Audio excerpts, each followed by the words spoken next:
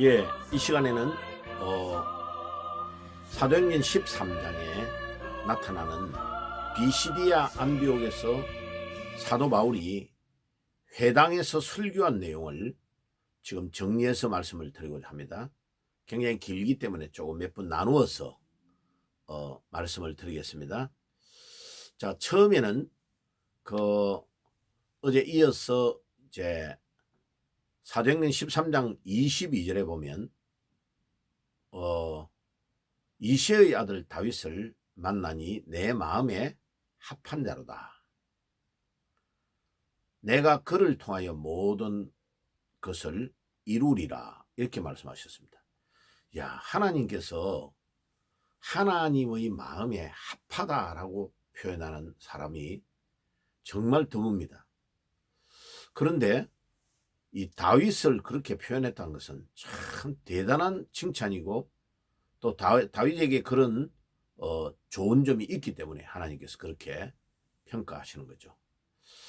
그래서 우리는 이 다윗이 어떻게 해서 이런 그 좋은 하나님께 평가를 받을 수 있을까 하는 것을 몇 가지로 이제 성경을 근거해서 요약해서 정리를 해봐야 되겠습니다. 첫째는 다윗이 이렇게 하나님의 마음에 합한 사람이 되었다 하는 평가를 시편 78편 70절에서 72절에 보면 다윗이 하나님의 마음에 합한 것이 한 세 가지로 요약이 됩니다. 첫째는 양의 우리에 있을 때에 그를 택했다. 그러니까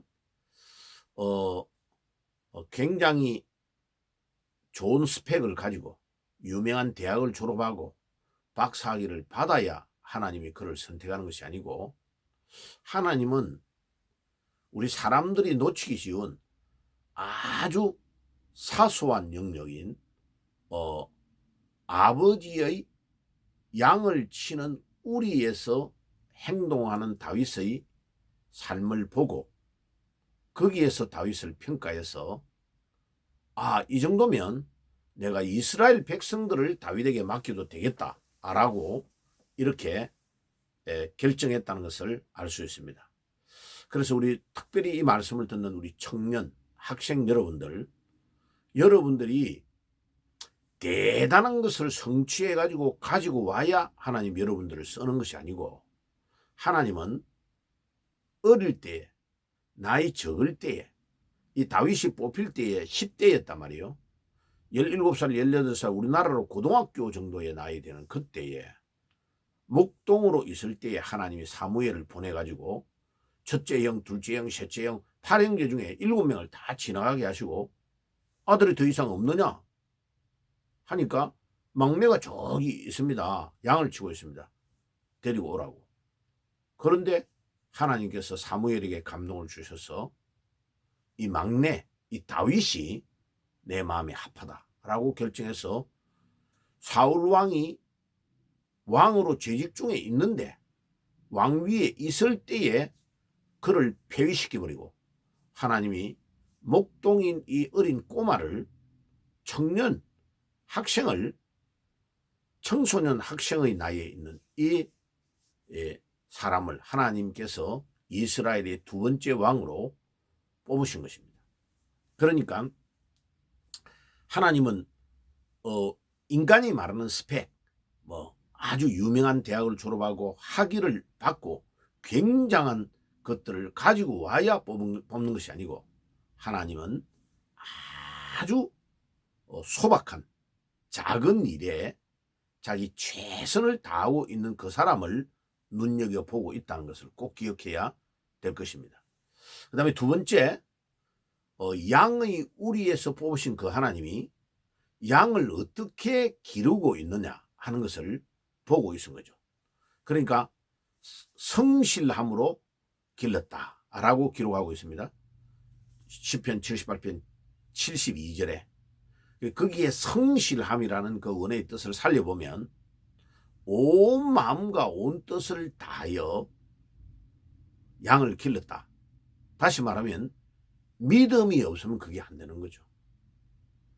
아버지가 보든 안 보든 상관 안 하고, 그 다음에 날씨가 춥든 덥든 상관치 않고 온 마음과 온 정성을 다하여 변함없이 믿음으로 양을 길렀다, 이런 뜻이죠. 그러니까 하나님께 믿음이 있어야 선택이 됩니다. 믿음이 없으면 선택이 안 되는 거죠. 그죠? 그 다음에 세 번째, 손의 공교함으로 지도하였다. 양을 끌고 나가고 이끌어가고 할 때에 그냥 한 것이 아니고 양의 습성을 이해를 잘 해가지고 끌고 나가면서 또 양을 해하러 오는 늑대들이나 또 사자나 이런 짐승들이 달려올 때에 그들과 맞싸워서 맨몸으로 입을 찢어가지고, 사자의 입을 찢어가지고 그 양을 보호했다고 기록되어 있잖아요. 그리고 골리앗을 죽일 때에 사용했던 물맷돌이 양을 칠 때에 훈련해가지고 이제 막 공격해오는 짐승들을 이겨내기 위해서 매일마다 훈련한 그 물맷돌을 던지는 훈련으로 그가 무장되어 있었다는 거죠. 그러니까 그 말은 뭡니까? 믿음이 있고, 두 번째는 자기 실력을 겸비해야 된다는 거죠. 청년 여러분들, 학생 여러분들, 여러분들이 어떤 것인지 좋습니다. 하나님이 여러분들에게 주신 본성을 가지고 믿음을 첫째 하나님 앞에 인정을 받을 수 있도록 가지고 있고, 두 번째는 겸비해야 될 것이 여러분들의 실력을 겸비해야 된다는 거죠. 그러니까 그것이 어떤 일이든 상관이 없습니다. 하나님이 여러분들이 준 아주 좋은 탤런트, 재능을 가지고 여러분들이 잘 가꾸고 준비를 하면 하나님이 다윗처럼 여러분들을 쓰시는 거죠. 다윗이 하나님께 왕으로 뽑힌 이유가 세 가지입니다. 평범한 양의 우리에서 뽑았다는 겁니다. 어느 유명한 대학교 안에 다니고 있는 애를 뽑은 것이 아니고 히브리 종합대학에서 박사학위를 뽑은 사람들을, 자제분들을 뽑은 것이 아니고 양의 우리에 베들레헴이라는 예루살렘에서 밑으로 남쪽에 상당히 떨어져 있는 한적한 시골의 양을 치고 있는 이 목동 양의 우리에서 뽑았다는 거예요. 두 번째, 성실함으로, 믿음으로 길렀다. 세 번째, 실력을 겸비했다는 겁니다. 이것을 겸비하면 하나님이 여러분들에게 꼭 눈길을 돌리시고 여러분들 학생, 청년, 여러분들을 꼭 사용하실 것입니다. 아멘. 여러분들이 그렇게 되기를 바랍니다. 꼭 말씀에 여러분들 그 말씀을 담으시고 여러분들 것으로 소유하시기를 주님의 이름으로 축복을 드립니다.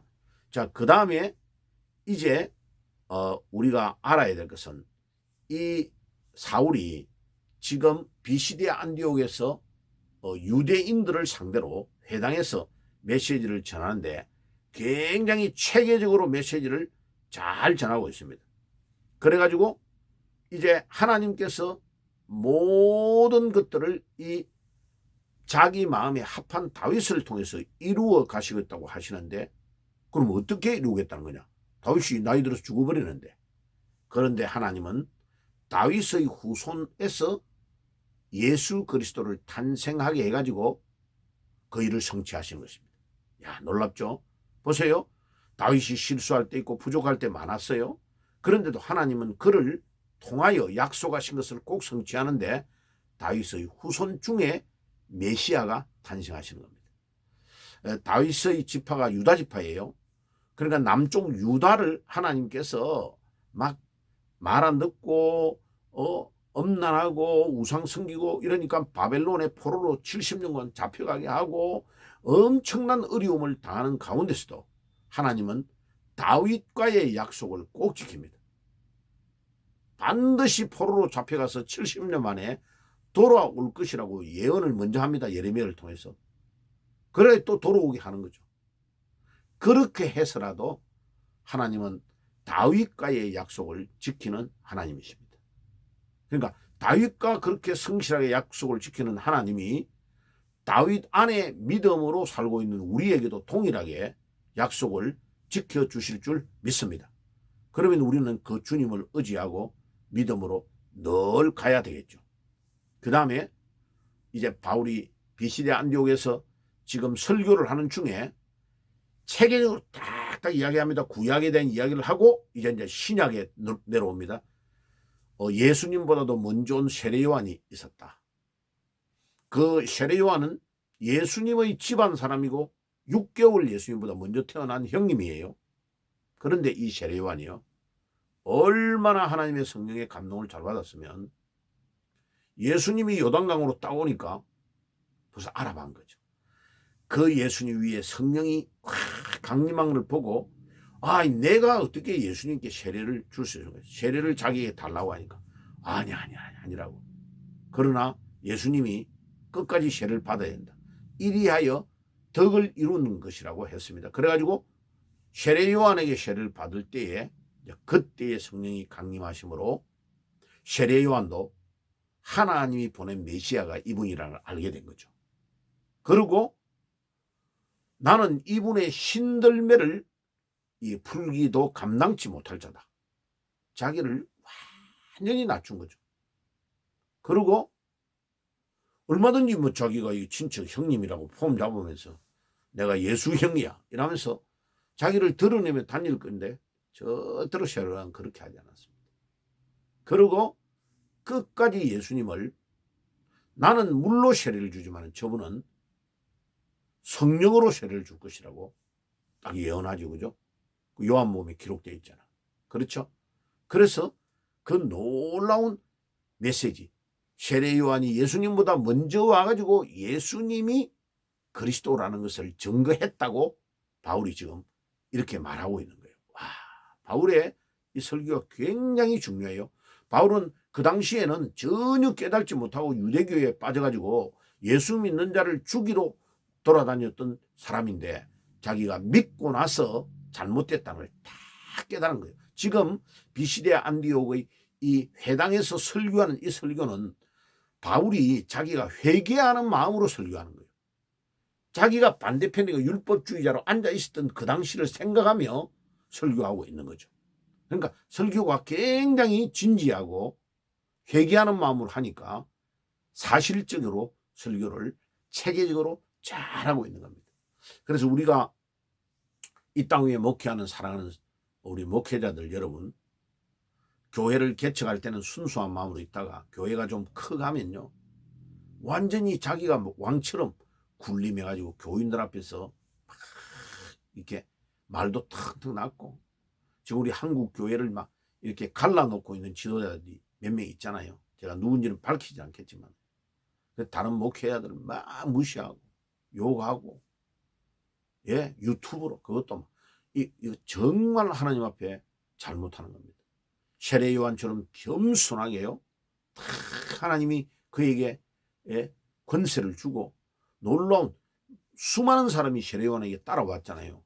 그때 얼마든지 교만해 할 수 있는 위치에 있었는데도 세례 요한은 그렇게 하지 않냐고 겸손하게 주님 앞에 자기의 위치를 딱 지키고, 짧은 인생, 마지막에 헤롯의 그걸로 이게 순교하여 죽지만은 짧은 삶을 살았지만은 세례 요한은 멋지게 주님의 길을 예비하는 자로 살았습니다. 목회자는요, 세례 요한처럼 이렇게 살아야 됩니다.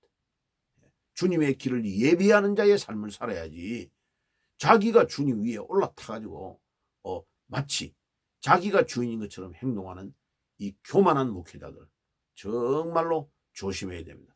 하나님 앞에서 겸손하게 엎드리고 섬기고 이 민족과 백성들을 위하여 섬기고 희생하는 자가 돼야 세례 요한의 칭찬을 받을 수 있을 것입니다. 그 다음에요, 다섯 번째로 이 사도 바울이 회당에서 설교하는 내용 중에 구원의 말씀이 이미 우리에게 보내졌다, 이렇게 예수님이 보내졌다 이라고 하지 않냐고 구원의 말씀, 로고스라는 단어를 가지고 사용하고 있어요. 구원의 말씀이 이미 우리에게 보내졌는데, 즉 예수 그리스도가 보내졌는데 예수를 정죄하여 성경을 응하게 했다. 이 유대인들이 구약을 달달달달 외우고 있잖아요, 히브리어로. 그럼 이런 일이 이루어질 거라고 우리에게 왔는데 죄도 없는 이 예수를 죄를 정했다. 그렇게 하는 자들이 있게 될 것이라고 예언해 놓았던 구약의 예언이 바로 우리 유대인들에 의해서 성취가 되어버렸다. 응해졌다. 야, 이게요, 회개하는 마음으로 자기도 그 자리에 이 사도 바울 본인이 있었다는 것을 알고 지금 이 말을 하고 있는 것입니다. 그 다음에 이제 6번째로 뭐라 하느냐, 그들이 죽일 죄를 하나도 찾지 못했는데 빌라도에게 가가지고 죽여달라고 요청을 해가지고 이 예수를 죽였다 이거야. 그래가지고 그를 나무에 매달아가지고, 신명기에 나무에 매달려 죽은 자는 저주받은 자이기 때문에요, 해지기 전에 내려야 돼요, 시체를. 그러니까 내려가지고 무덤에 두었다, 이 말을 하는 거예요. 그러니까 봐요, 이런 모든 것들이 유대인들, 우리가 율법책을 가지고 달달 외우고 있는데 그 예언되어져 있는 말씀이 그대로 우리의 잘못으로 우리에게 오신 메시아를 죽여가지고 나무에 매달아 시체를 이제 동굴에다가 넣는 일까지를 우리가 다 했다. 그런데 이 예수를 나무에 매달아 죽였던 이 예수를 내려가지고 무덤에 두었는데 하나님이 그 예수를 살리셨다. 28절에서 30절에 이 이야기를 합니다. 그런데 이 얼마나 지혜롭게 설교하는지 봐요. 이 부활하신 주님이 40일 동안 여러 날을 살았는데 이제 바울이 직접 예수님께 배워가지고 그 당시에 예수님과 같이 동고동락했더라면 40일 있었다는 걸 딱 알 건데 여러 날 있었다는 걸 이야기합니다. 그래 놓고 그 살아나셔가지고 여러 날 있었던 거의 정인이 누구냐? 갈릴리에서 예루살렘으로 갔던 그들이 우리 백성 앞에서 정인으로 지금 있다. 그들이 누구냐면 베드로와 요한과 야고보, 이런 사람들을 말하는 거죠. 자기가 다마스커스로 가다가 부활하신 주님을 만났던 이야기를 안 하고 실제 유대 예루살렘에 있는 어부 출신 이분들, 예수님의 직계 제자들, 주위에 있었던 사람들이 다 지금 살아있는데 그들이 예수님이 살아나서 40일 동안 있을 때에 갈릴리에서 예루살렘까지 와가지고 있었던 그들이 다 정인이다 라고 증거하고 있는 겁니다. 자, 내일은요, 이제 구약에 예언되어 있는 예수님의 시체가 썩지 아니할 것이라는 시편의 예언, 이런 것들을 가지고 인용해가지고 설교했던 바울의 설교를 연속해서 다음번에는 말씀을 드릴 겁니다. 오늘은 여기까지 말씀을 드릴게요. 그래서 정말 사실적으로 이 예수 그리스도를 증거하고 있는 사도 바울의 이 메시지가 지금 회당에 앉아있는 유대인들을 향하여 그대로 전파가 되고 있는 것입니다. 그래서 오늘도 이 말씀을 붙잡고 여러분들이 승리하는 귀한 하루가 되시기를 주의 이름으로 축복합니다. 기도하겠습니다. 하나님 우리 아버지 감사합니다. 이 사도 바울과 바나바는 2000년 전에 정말 교통도 불편한데 그들이 거의 걸어서 다니면서 지중해 연안의 중요한 도시를 다니면서 말씀을 전했는데 오늘은 비시디아 안디옥에서 복음을 전했던, 회당에서 복음을 전했던 바울의 말씀을 우리가 묵상했습니다. 하나님, 이 말씀이 잘 박힌 목과 같이 우리 심령에 박혀서 생을 변화시키는 능력의 말씀이 되게 해 주옵소서.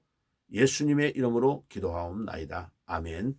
지금은 우리 주 예수 그리스도의 은혜와 하나님 우리 아버지의 사랑하심과 성령님의 교통하심이, 오늘도 바울이 증거했던 이 예수가 오늘도 우리 삶의 모든 문제를 해결하신 그리스도이심을 믿고 이대로 승리하기를 소원하는 모든 주의 백성들 머리 위에 지금부터 영원까지 항상 함께 계실지어다. 아멘.